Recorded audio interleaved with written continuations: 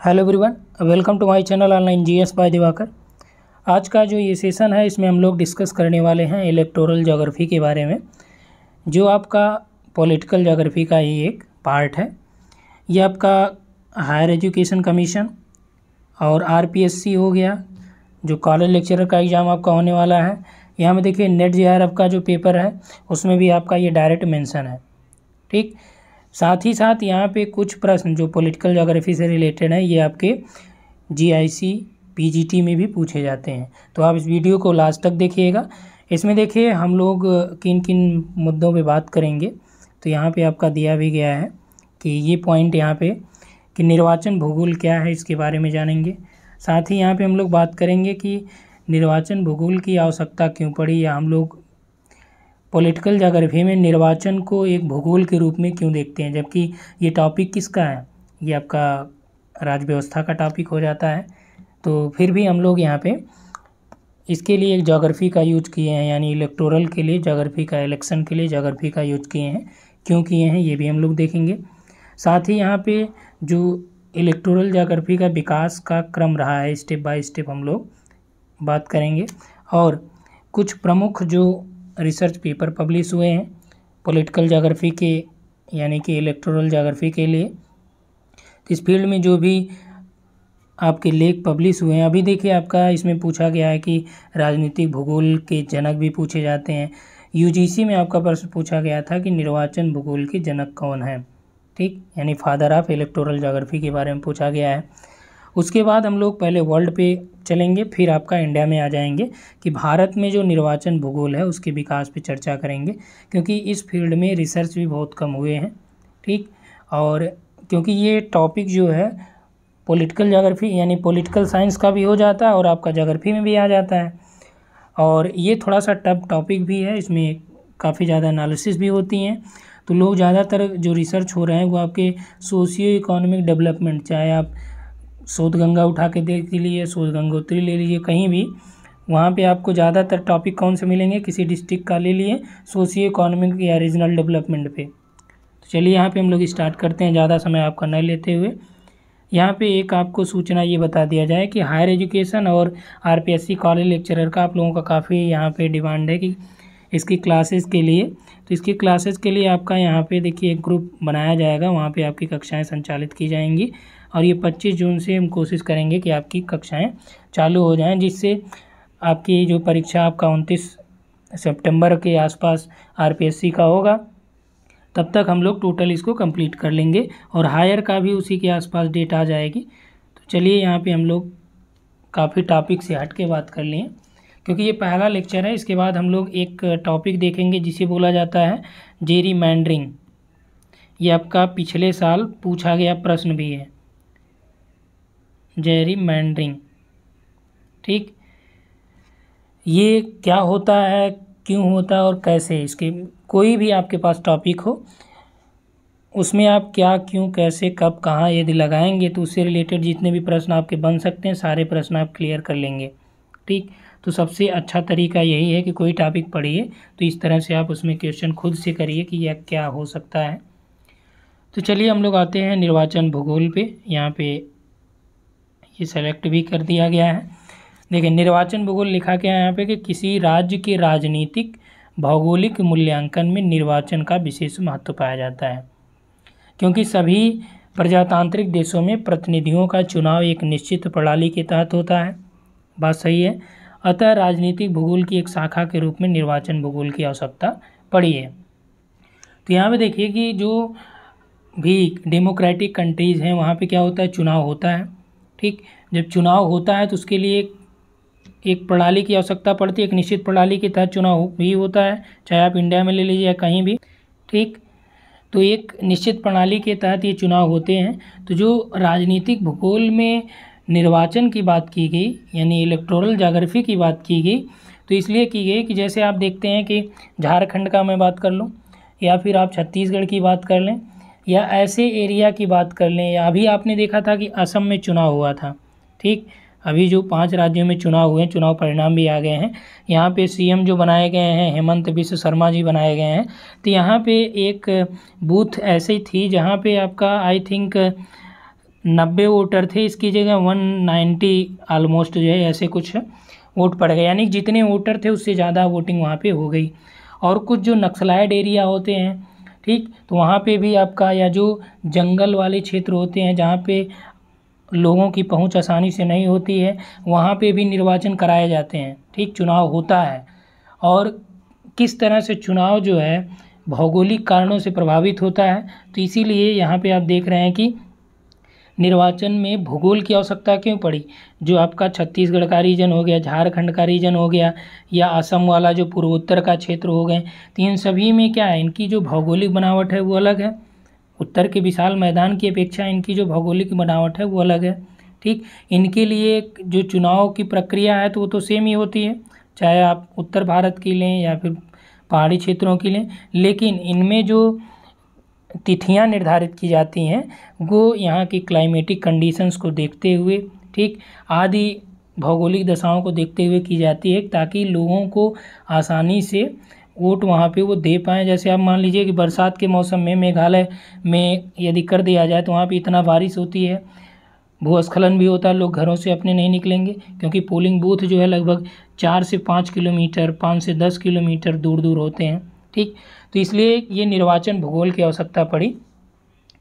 और जेरीमैंडरिंग आगे जब आप पढ़ेंगे ना नेक्स्ट में, तो उससे आप समझ जाएंगे प्रॉपर कि किस तरह से एक जोग्राफर को, यानी चाहे नेताजी हों उनको भी एक जोग्राफर की आवश्यकता पड़ती है, और कैसे पड़ती है, ठीक, वो जेरीमैंडरिंग से आप समझ पाएंगे, ठीक। तो राजनीतिक भूगोल के साथ संबंध के बारे में कुछ भ्रांतियां हैं निर्वाचन भूगोल के लेके, लेकिन कुछ विद्वान जो है इसे राजनीतिक भूगोल का अंग नहीं मानते हैं, बल्कि इसकी ही एक शाखा मानते हैं या उपशाखा मानते हैं। ऐसे विद्वानों की कमी भी नहीं है जो एक इसे स्वतंत्र विषय के रूप में भी मान्यता देते हैं, ठीक। तो चलिए यहाँ पे हम लोग विकास की बात कर लें। निर्वाचन भूगोल क्या है ये तो आपने देख लिया, विषय क्षेत्र भी आपने जान लिया, अब विकास की हम लोग बात कर लें, ठीक। यहाँ पे आपने पहला ये क्लियर कर लिया। दूसरे पे आते हैं, विकास का क्रम, यानी कि निर्वाचन भूगोल आखिर किस चिड़िया का नाम है और ये कैसे चालू हुआ। तो निर्वाचनों के भौगोलिक अध्ययन की जो शुरुआत हुई है ये फ्रांस में 20वीं सदी के दूसरे दशक में मानी जाती है। फ्रांसीसी भूगोलवेत्ता हैं विशेषकर, जिसमें आंद्रे सिगफ्रिड और गुगुएल फ्रांस, इनके निर्वाचनों के इन्हें प्रमुख विश्लेषक भी माने जाते हैं। फ्रांस के निर्वाचनों पर सिगफ्रिड की एक पुस्तक है जो 1913 में प्रकाशित हुई, ठीक। तो पहली जो किताब है निर्वाचन भूगोल की, फ्रांस के निर्वाचन के संबंध में किसने बनाया, सिगफ्रिड ने प्रकाशित किया। सिगफ्रिड पहले भूगोलवेत्ता थे जिन्होंने निर्वाचन भूगोल शब्द का प्रयोग किया, ठीक। आपसे प्रश्न ये भी पूछा जा सकता है कि किसने इलेक्टोरल ज्योग्राफी वर्ड दिया। जैसे आपने जियोपॉलिटिक्स में पूछा गया प्रश्न था कि जियोपॉलिटिक्स वर्ड किसने दिया था, ठीक। तो जेलन महोदय जो थे, 2 बार आपसे यूजीसी में प्रश्न पूछा गया, तो पहले भूगोलवेत्ता इन्होंने निर्वाचन भूगोल शब्द का प्रयोग किया और इसीलिए इन्हें निर्वाचन भूगोल का जनक भी माना जाता है, यानी पिता इन्हें कहा जाता है, ठीक। ब्रिटिश भूगोलवेत्ता एडवर्ड क्रेविल है, इनका ब्रिटिश निर्वाचनों पर भौगोलिक प्रभाव, ठीक। तो निर्वाचन भूगोल की आवश्यकता क्यों पड़ी, क्योंकि निर्वाचन पर यानी चुनाव पर भौगोलिक स्थितियों का, जलवायु का आदि का प्रभाव भी पड़ता है।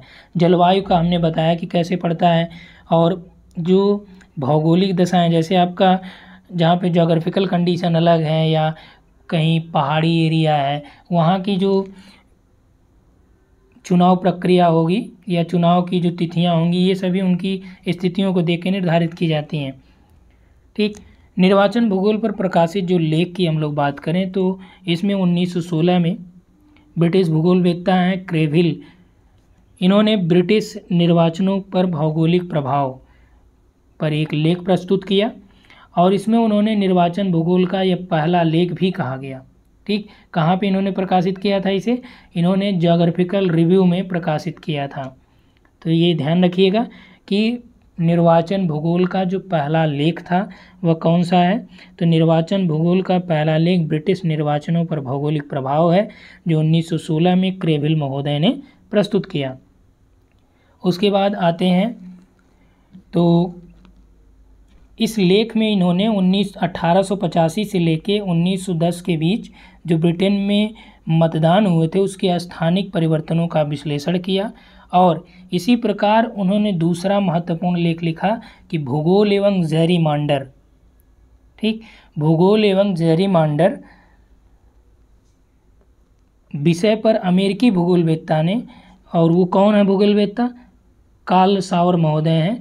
इन्होंने अमेरिकन पॉलिटिकल साइंस रिव्यू नामक पत्रिका में 1918 में प्रकाशित किया भूगोल और जैरीमांडर। ठीक, जैरीमांडर का एक छोटा सा यहाँ पे आपको बता देना कि ये होता क्या है कि जैसे मान लीजिए जो आपका देखते हैं कि लोकसभा या विधानसभा के क्षेत्रों का परिवर्तन होता है, तो नेताजी लोग क्या करते हैं कि जब देखते हैं कि मान लीजिए ये कोई विशेष एरिया हो गया लोकसभा क्षेत्र, ठीक, मान लीजिए यहाँ पे इंडियन नेशनल कांग्रेस की हमेशा सरकार बनती है और किसी एक विशेष जाति बाहुल्य ये क्षेत्र हो गया, ठीक, और उसके बाद मान लीजिए यहाँ पे बीजेपी वाले हैं, अमित शाह जी क्या सोचते हैं कि यार यहाँ पे तो आईएनसी ने हमेशा मान लीजिए 10 बार से यहाँ पे इसने विधानसभा या लोकसभा जो भी चुनाव हुए जीते, तो ये क्या करेंगे कि इसका जो एरिया है इसको परिवर्तित कर देंगे।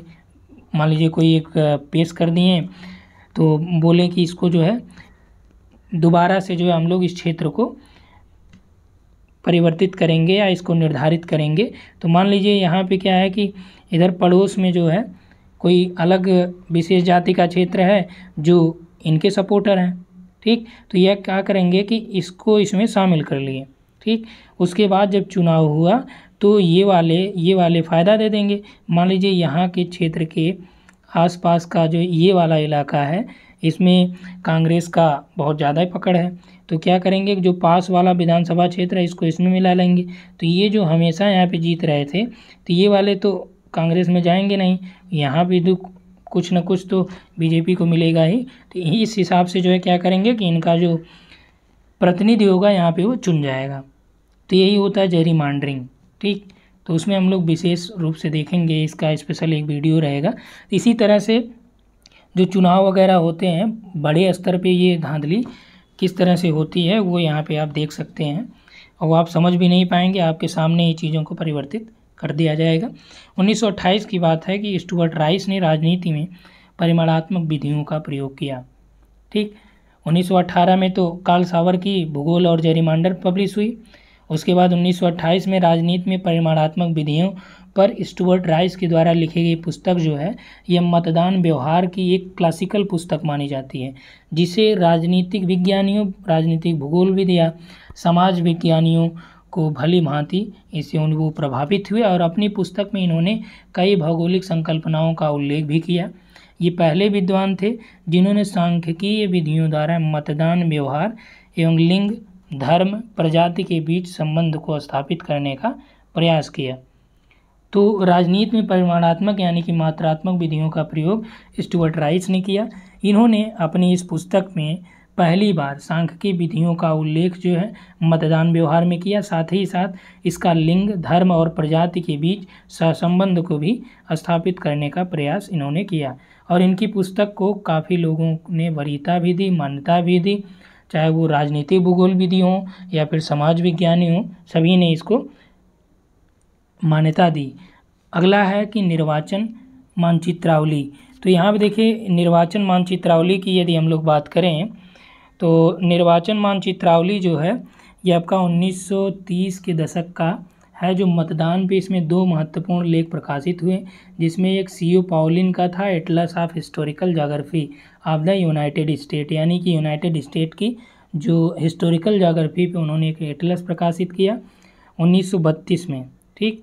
उसके बाद आते हैं जे राइट, इन्होंने voting habits in the United state a note on 2 maps, इनकी एक लेख है, यानी कि इनका जो आर्टिकल है वह है voting habits in the United state a note on 2 maps, इसको उन्होंने प्रकाशित किया। ये उन्होंने 1932 में ही ये 2 लोग, एक आपका सीओ पाउलिन का और जे राइट का, तो निर्वाचन मानचित्रावली के आधार पे ही ये जो लोकसभा क्षेत्र हो गया या विधानसभा, इसका निर्धारण इन्होंने किया था। तो ये हम लोग बात कर रहे हैं विश्व स्तर पे, ठीक। उसके बाद हम लोग आ जाएं 1930 के दशक के दौरान ही यूएसए में यानी संयुक्त राज्य अमेरिका में एक महत्वपूर्ण प्रवृत्ति भी दिखाई पड़ी। इस दौरान यहाँ अधिकांश जो भूगोलवेत्ता थे वो मानचित्रों का निर्माण करने में व्यस्त हो गए। वहीं पे जो कुछ राजनीतिक विद्वान थे उन्होंने मतदान व्यवहार के विश्लेषण में सांख्यिकी तकनीकों के प्रयास को जारी रखा और ये अध्ययन जो है इनका जनसंख्या विशेषता, सामाजिक आर्थिक दशाओं के परिणामों के बीच संबंध को भी स्थापित किया। 1935 की बात है कि शिकागो में मतदान के अध्ययन में हेराल्ड गुस्नेल ने सहसंबंध एवं कारक विश्लेषण का प्रयोग किया था। तो याद रखिए, यहाँ पे देखिए नहीं लिखा गया है, ये हमने बात किया कि सहसंबंध एवं कारक विश्लेषण किसने? गुस्नेल ने। क्या नाम इनका? गुस्नेल ने। शिकागो में 1935 में मतदान होता है और इस मतदान के अध्ययन के लिए इन्होंने सहसंबंध, कोरिलेशन और कारक विश्लेषण यानी फैक्टर एनालिसिस का प्रयोग इन्होंने किया और इस प्रकार से एक दूसरे अध्ययन में तिब्बिस क्लार्क ने 1931 में मतदान को व्यवसाय चक्र से तुलना करने का भी प्रयास किया। इन्होंने क्या किया कि कारक विश्लेषण यानी कि कोरिलेशन एंड फैक्टर एनालिसिस की बात की। जो क्लार्क महोदय हैं, ठीक, क्लार्क ने व्यवसाय चक्र की तुलना की, मतदान को जो है एक व्यवसाय चक्र से इन्होंने कंपैरिजन इसका किया। उसके बाद 1940 में आते हैं हम लोग, ठीक।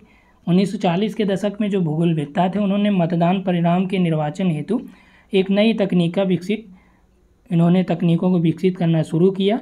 अब वो क्या करते थे कि केवल मानचित्र विश्लेषण के बजाय मतदान प्रतिरूपों को जनसंख्या विशेषता, आर्थिक कारक, सामाजिक दशा, इन सभी को एक साथ मिला के फिर इसकी विश्लेषण उन्होंने चालू किया और वो देखते थे कि मतदान में यहाँ पे प्रादेशिक भिन्नता की व्याख्या भी इससे हो सकती थी। उसके बाद आंद्रे सिगफ्रीड ने 1949 के आर्कटिक प्रदेश के अध्ययन में उन्होंने भौतिक वातावरण की विविधताओं को दलीय मतदान के प्रतिरूप के प्रभाव पर उन्होंने विश्लेषण किया और 1949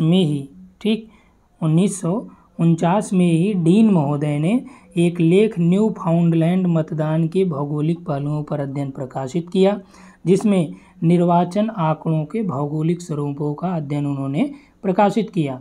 और कुछ दिनों के बाद जो है ज्योग्राफिकल रिव्यू पत्रिका में क्रिसलर महोदय आते हैं, ठीक, क्या नाम है? क्रिसलर। ये भी नाम जो चल रहा है ये याद कर लीजिए, क्योंकि आपके यूजीसी में पूछा गया कि कौन से विद्वान राजनीतिक भूगोल से संबंधित नहीं है, तो सोच सकते हैं, ठीक, प्रश्न पूछा जा सकता है। आर.एस. क्रिसलर ने क्या किया कि ज्योग्राफिकल रिव्यू में उन्होंने एक लेख प्रकाशित किया जिसमें उन्होंने यूएसए में मतदान की प्रकृति और लोगों की जो हैबिट्स होती है, आदत होती है, उसको उन्होंने अध्ययन किया। बात करें 1950 के दशक की, तो 1950 के दशक में जो मतदान व्यवहार था भौगोलिक विश्लेषणों में मात्रात्मक और गुणात्मक दोनों विधियों की यहाँ पे प्रयोग होने लगी। इसका मूल कारण ये था कि भूगोल में सिद्धांतवादी प्रत्यक्षवादी क्रांति भी हो गई थी। प्रत्यक्षवाद भी इसी के आसपास आ गया था भूगोल में, ठीक। तो उसी की वजह से भूगोल में मात्रात्मक गुणात्मक दोनों विधियों का प्रयोग होने लगा मतदान व्यवहार में। इस दौरान सिगफ्रीड के शिष्य हैं गोग्युल ने 1951 में निर्वाचन भूगोल में महत्वपूर्ण योगदान भी दिया। गोग्युल याद रख लीजिए, क्या नाम है? गोग्युल। इन्होंने निर्वाचन भूगोल में काफ़ी महत्वपूर्ण योगदान भी दिया। और इसी बीच किस भी हैं 1953 और वारंट्स 1955। इन्होंने किसने क्या किया कि इटली में और वारंट ने न्यू फाउंडलैंड में यहाँ के निर्वाचन भूगोल के अध्ययन इन्होंने प्रस्तुत किए। चलिए उसके बाद आते हैं 1959 में, ठीक। बीच वाला इसलिए नहीं लिखा कि वो बहुत ज़्यादा महत्वपूर्ण नहीं था, तो लेक्चर में ये आप सुन सकते हैं, ठीक। उसके बाद 1959 की बात करें तो प्रेस्कॉट आते हैं। इनके द्वारा पहली बार निर्वाचन भूगोल की संकल्पना, विधि तंत्र और राजनीतिक भूगोल में इसके स्थान आदि का वर्णन किया गया, ठीक। प्रेस्कॉट का ये पहला लेख था 1959 वाला, ठीक। इसमें उन्होंने कि अनुसंधान के एक स्वतंत्र क्षेत्र के तौर पर निर्वाचन भूगोल का प्रारंभ भी किया था। यानी कि जो यदि हम लोग बात करें कि निर्वाचन भूगोल में रिसर्च का जो शुरुआत की, शोध का, अनुसंधान का, तो वह प्रेस्कॉट ने किया था। और इसमें उन्होंने एक स्वतंत्र विषय के रूप में निर्वाचन भूगोल के विकास को प्रारंभ किया। और 1969 में प्रेस्कॉट का दूसरा लेख आता है राजनीतिक भूगोल में निर्वाचन अध्ययन। राजनीतिक भूगोल में निर्वाचन अध्ययन इनका दूसरा लेख है। और आर.के. कैम्पसन और जे.बी. मिंगी के द्वारा एक प्रकाशित पुस्तक है the structure of political geography, और इसी में ये लेख इनका प्रकाशित हुआ था, राजनीतिक भूगोल में निर्वाचन अध्ययन। The structure of political geography में किसकी बुक है? कैस्पर्सन और मिंगी की बुक है। किताब भी याद रखिएगा। बाद में 1972 में इनकी एक पुस्तक प्रकाशित होती है, किसकी? प्रेस्कॉट की। उसका नाम है पॉलिटिकल ज्योग्राफी, और ये बहुत ही पॉपुलर पुस्तक होती है निर्वाचन भूगोल की, और इसमें एक अलग अध्याय के रूप में यह इन्होंने इतिहास इसमें लिखा निर्वाचन भूगोल में। तो पॉलिटिकल ज्योग्राफी में प्रेस्कॉट ने क्या लिखा? पॉलिटिकल ज्योग्राफी कब लिखा? 1972 में। इसमें इन्होंने एक अलग अध्याय जोड़ा, इलेक्टोरल ज्योग्राफी। नॉरिस और हेरिंग ने, उनका विश्लेषण था कि 1960 के दशक के दौरान राष्ट्रीय, प्रादेशिक और राज्य स्तर पर निर्वाचन के भौगोलिक रिसर्च इन्होंने यानी ज्योग्राफिकल रिसर्च जारी किए। यद्यपि मुख्य केंद्र बिंदु लघु क्षेत्रीय इकाइयों को इन्होंने दिया था, लेकिन इससे पूरे इकाइयों का जानकारी मिल सकती थी। ठीक, जैसे लेविस की बात करें तो पियर्स लेविस ने 1965 में मिशिगन के निर्वाचन भूगोल पर निग्रो प्रवास के प्रभावों को विश्लेषण किया था। ठीक, और नॉरिस ने 1970 में मतदान व्यवहार पर प्रवास के स्थानिक प्रभावों को भी देखा था। 1960 के दशक की बात करें तो निर्वाचन भूगोल में सांख्यिकीय विधियों का व्यापक प्रयोग चालू हो गया, और 1970 के दशक में पीजे टेलर और जॉनसन का प्रमुख योगदान इसमें रहा, और इन्होंने भी एक अलग किताब निकाली, निर्वाचन भूगोल। ठीक, के.आर. कॉक्स का है। चलिए कॉक्स के बारे में देख लीजिए, इनके बारे में ये पूछा गया प्रश्न है। ठीक, ऑप्शन में भी एक बार इनका नाम दिया गया था, नेट में ही पूछा गया है। तो इस दौरान जो है कॉक्स ने क्या बोला कि कॉक्स का उपनगर एवं लंदन महानगरीय क्षेत्र में मतदान व्यवहार पर इन्होंने एक लेख लिखा।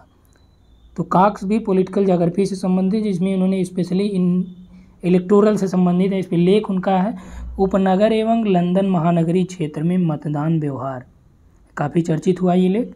ठीक, इस लेख में इन्होंने डाले गए मत और जो दलीय प्राथमिकता है उसके संबंध में उपनगरीय तथा केंद्रीय नगर की तुलना कर लिया, और इन्होंने फैक्टर एनालिसिस और कोरिलेशन टेक्निक्स का भी प्रयोग किया। ठीक, इसके बारे में हमने बताया कि पहली बार जो इस टेक्निक्स का यानी कोरिलेशन और कारक विश्लेषण की बात किसने की थी? हेराल्ड गोस्नोल ने 1935 शिकागो मतदान वाले में, पहले ही बताया हूँ, याद रखिएगा इसको। ठीक, उसी मेथड को कॉक्स महोदय अपनाते हैं लंदन महानगरीय क्षेत्र के मतदान व्यवहार को जांच करने के लिए। ठीक, 1960 के दशक में हमने बात किया कि प्रॉपर रूप से सांख्यिकीय विधियों का प्रयोग यहाँ पे होने लगा था, और 1970 के दशक के दौरान निर्वाचन भूगोल में अधिक परिमार्जन देखने को मिला, जिसमें मतदान आंकड़ों के विश्लेषण में सांख्यिकीय विधियों के साथ साथ अब कंप्यूटर भी आने लगा था। निर्वाचन भूगोल के अध्ययन में बड़े क्षेत्रों के अध्ययन की ओर वापसी की ट्रेंड भी देखी गई, यानी प्रवृत्ति भी देखी गई, और राष्ट्रीय स्तर पर मतदान प्रवृत्तियों के आकलन के लिए राज्य या प्रदेश स्तर के आंकड़ों का भी विश्लेषण जारी करने लगा। 1970 की बात है कि इस दशक में पीजे टेलर और जॉनसन, इनके बारे में बता ही दिया हमने। ठीक, इन्होंने अलग अलग पत्रिकाओं में भूगोल पर 1 दर्जन अभिलेख लिखे, और 1979 में इनकी प्रसिद्ध पुस्तक निर्वाचन का भूगोल प्रकाशित हुई, और इस दौरान 1975 में बस्टीड ने भूगोल एवं मतदान व्यवहार का भी प्रकाशन किया। इसमें निर्वाचन भूगोल विदों का खूब ध्यान आकृष्ट इसने किया था। ठीक, 20वीं सदी के अंत तक निर्वाचन भूगोल राजनीतिक भूगोल का एक अभिन्न अंग बन गया। इस बीच कंप्यूटर के अधिकाधिक प्रयोग से बड़े पैमाने पर मतदान आंकड़ों के विश्लेषण, तथ्यों के निरूपण में भी मदद मिलने लगी। नए उपागम में व्यवहारवाद, पारिस्थितिक अध्ययनों पर भी अधिक बल दिया जा रहा है, और इस दिशा में डी रुमले के लेख का संदर्भ भी दिया जा सकता है, जिसमें उन्होंने बोला था कि मतदान व्यवहार एवं राजनीतिक सहभागिता को अध्ययन का मुख्य विषय के रूप में देखना चाहिए। तो ये रहा है कि विश्व में भारत जो निर्वाचन के भूगोल का इतिहास है वो। अब हम लोग आते हैं भारत में। ठीक, तो भारत में निर्वाचन भूगोल के विकास की बात करें तो जो निर्वाचनों की शुरुआत भारत में 1950 के दशक में चालू हुआ था। पहला आम चुनाव जो है भारत में 1952 में हुआ था। लगभग 2 दशकों तक इन अध्ययनों पर राजनीतिक वैज्ञानिकों का आधिपत्य रहा, जो राजनीतिक वैज्ञानिक रहे। ठीक, इस दौरान समाजशास्त्री और मनोवैज्ञानिकों का भी योगदान इसमें रहा।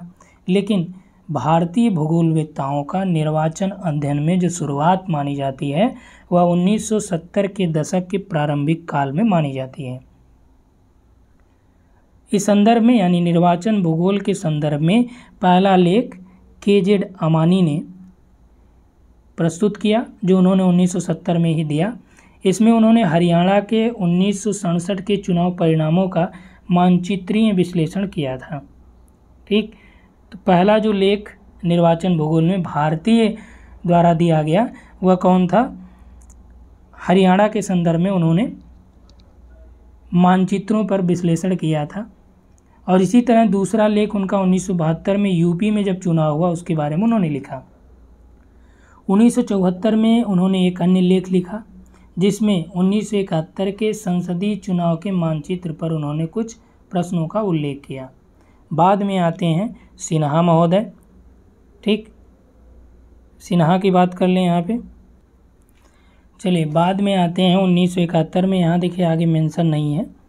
1971 में सिन्हा जी आते, इन्होंने भारत के 5वें संसदीय चुनाव का भौगोलिक विवेचन प्रस्तुत किया।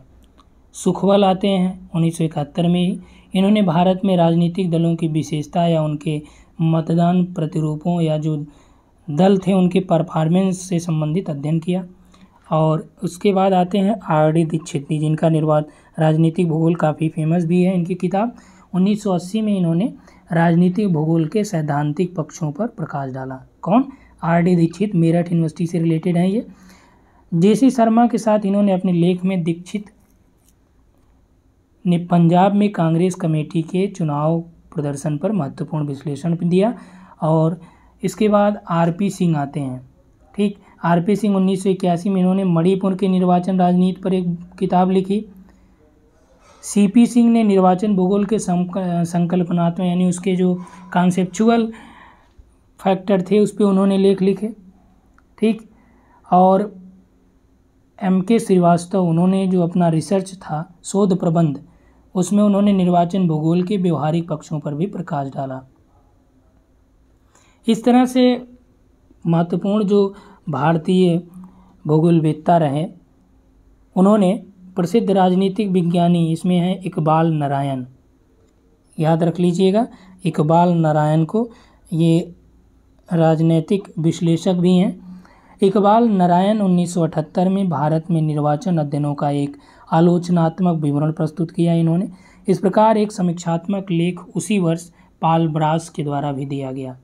बाद में यदि हम लोग देखें तो अभी वर्तमान समय में भारत में स्वतंत्रता के बाद निर्वाचन के अलग अलग पक्षों के अध्ययन का प्रयास भी हुआ।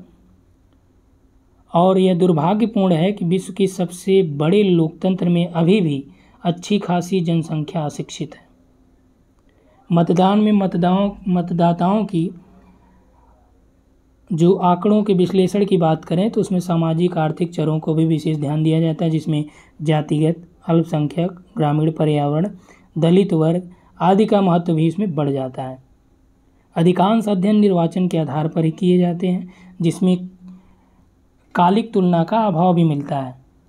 ठीक, यानी कि स्पेस और टाइम दोनों का अभाव यहाँ पे देखा जाता है। हालांकि निर्वाचन परिणामों में प्रादेशिक विभिन्नता की खोज नहीं की गई है अभी तक। तो ये है टोटल इलेक्टोरल ज्योग्राफी के बारे में कि क्या है वो, कैसे चालू हुआ। ठीक, उसका पूरा हिस्ट्री भारत के संदर्भ में और विश्व के संदर्भ में। तो ये पहला लेक्चर है जो आपका इलेक्टोरल ज्योग्राफी से है। उसके बाद हम लोग बात करेंगे कल गैरीमैंडरिंग। तो आज के लिए इतना ही। उम्मीद है आप लोगों को ये पसंद आएगा। तो इस वीडियो को अपने मित्रों तक शेयर ज़रूर करें, लाइक करें। और आपका कमेंट यहाँ पे ज़्यादा महत्वपूर्ण होता है, क्योंकि आपके कमेंट के अकॉर्डिंग ही ये लगता है कि हाँ ये लेक्चर आपको अच्छा लगा, या इस तरह से ही लेक्चर आपको आगे प्रोवाइड कराया जाए, या आपका कोई सजेशन हो तो भी आप दीजिए। तो आज के लिए इतना है।